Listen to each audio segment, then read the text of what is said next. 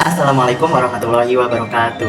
Perkenalkan, nama saya Muhammad Rizky Kurniawan dari jurusan Pendidikan Bahasa Arab kelas 2B dengan nomor NIM 22810200059 akan menjelaskan tentang materi yang berjudul pengantar semantik untuk memenuhi tugas akhir mata kuliah Madkhol Ilmi Al-Lughoh.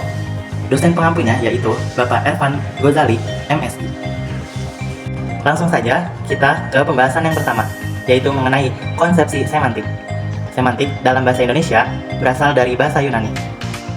Sema, kata benda yang berarti tanda atau lambang. Dan kata kerjanya semaino yang berarti menandai atau melambangkan. Semantik merupakan bagian dari cabang ilmu bahasa yang mengkaji tentang makna yang mencakup jenis, pembagian, pembentukan, dan perubahan makna. Dan langsung saja kita lanjutkan pada pembahasan yang kedua, yakni mengenai jenis makna di dalam semantik. Jenis maknanya terbagi menjadi 9. Yang pertama, makna lesikal. Makna lesikal adalah makna yang bersifat tetap. Oleh karena itu, makna ini sering disebut dengan makna yang sesuai dengan kamus. Makna lesikal juga termasuk ke dalam unsur-unsur bahasa, sebagai lambang atau peristiwa dan lain sebagainya, dan mempunyai unsur-unsur bahasa lepas dari penggunaannya atau konteksnya. Menurut Frida Laksana tahun 1984, halaman 120. Makna yang kedua yaitu makna gramatikal. Makna gramatikal adalah makna yang berubah-ubah sesuai dengan konteks pemakaiannya. Kata ini sudah mengalami proses gramatikalisasi, baik penumbuhan, pengulangan, ataupun pemajemukan. Maka makna gramatikal ini disebut makna kontekstual atau makna situasional. Namun bisa pula disebut makna struktural karena proses dan satuan-satuan gramatikal selalu berkenaan dengan struktur ketatabahasaan. Menurut Khair tahun 2009, halaman 60. Contoh makna gramatikal ini adalah kata kuda, berkuda, kuda-kuda. Yang ketiga yaitu makna referensial. Makna referensial adalah sebuah kata yang memiliki referensinya atau acuannya, sehingga sebuah kata disebut bermakna referensial kalau ada referensinya atau acuannya. Kata-kata seperti kumbang, biru, dan buku adalah termasuk kata-kata yang bermakna referensial karena ada acuannya dalam dunia nyata.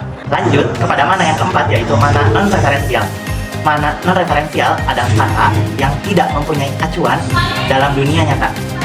Contohnya kata dan atau dan karena.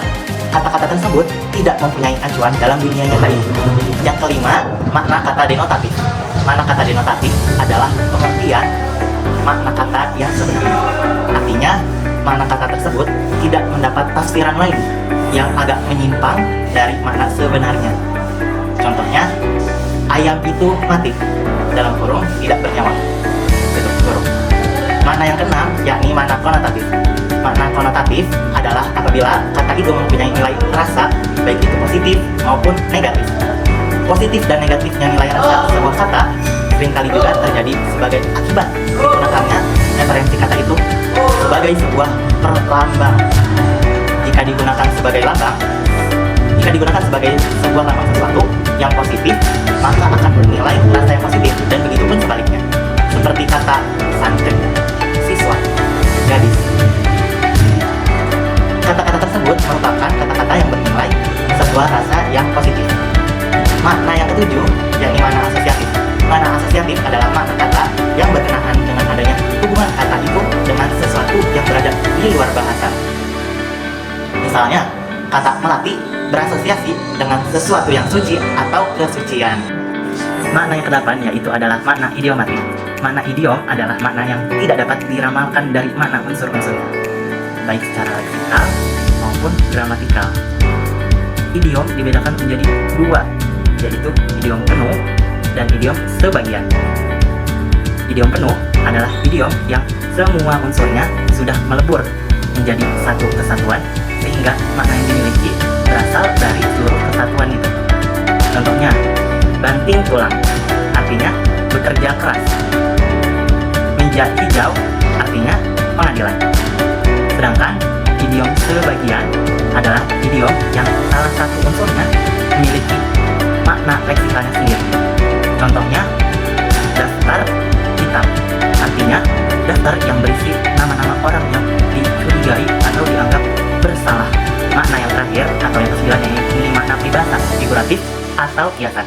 Peribahasa memiliki makna yang masih dapat ditelusuri atau dilacak dari makna unsur-unsurnya karena adanya asosiasi antara makna asli dengan maknanya sebagai peribahasa.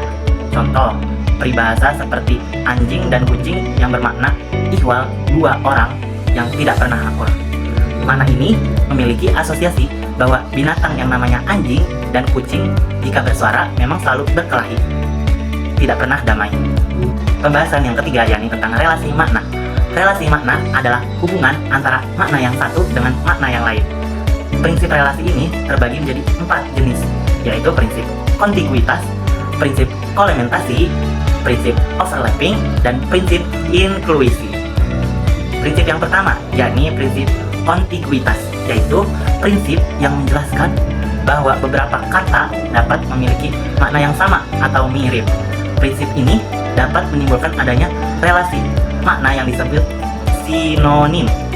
Prinsip yang kedua yakni prinsip komplementasi, yaitu prinsip yang menjelaskan bahwa makna kata yang satu berlawanan dengan makna kata yang lain. Prinsip ini dapat menimbulkan adanya relasi makna yang disebut antonim. Prinsip yang ketiga, overlapping, yaitu prinsip yang menjelaskan bahwa satu kata memiliki makna yang berbeda-beda atau kata-kata yang sama bunyinya tetapi mengandung makna berbeda. Prinsip ini dapat menimbulkan adanya relasi makna yang disebut homonim dan polisemi. Prinsip yang terakhir, yang keempat, yaitu prinsip inklusi. Prinsip inklusi yaitu prinsip yang menjelaskan bahwa makna satu kata mencakup beberapa makna kata lain. Prinsip ini dapat menimbulkan adanya relasi makna yang disebut hiponim. Pembahasan yang terakhir yakni tentang relasi semantik. Relasi semantik terbagi menjadi 5: sinonim, antonim, polisemi, homonim, dan hiponim. Yang pertama, sinonim. Sinonim adalah relasi makna antar kata atau frasa kalimat yang maknanya sama atau bisa disebut dengan bahasa Inggrisnya sameness of meaning, seperti saya, aku, hamba, beta, gua, aneh. Terus contoh yang kedua, jenuh, yaitu sinonimnya bosan. Mungil sinonimnya kecil. Sukar sinonimnya susah. Perempuan sinonimnya wanita, cewek. Yang kedua, polisemi. Polisemi menunjukkan bahwa satu kata atau frasa memiliki lebih dari satu makna. Seperti bisa, itu bisa mengandung racun ular atau mampu, atau juga mana katanya dapat. Dan mana kata dari kursi itu bisa disebut juga atau dianggap juga sebagai tempat duduk atau kekuasaan jabatan. Yang ketiga, homonim adalah kata yang memiliki kesamaan tulisan dan pelafalan terapi maknanya berbeda, tetapi maknanya berbeda. Seperti tahu, tahu sama dengan mengerti. Dan ada lagi, tahu sama dengan makanan dari kedelai putih yang digiling halus, direbus, dan dicetak. Yang ketiga, yang keberapa ya? Lupa. Intinya pembahasan ini yang selanjutnya tentang antonim.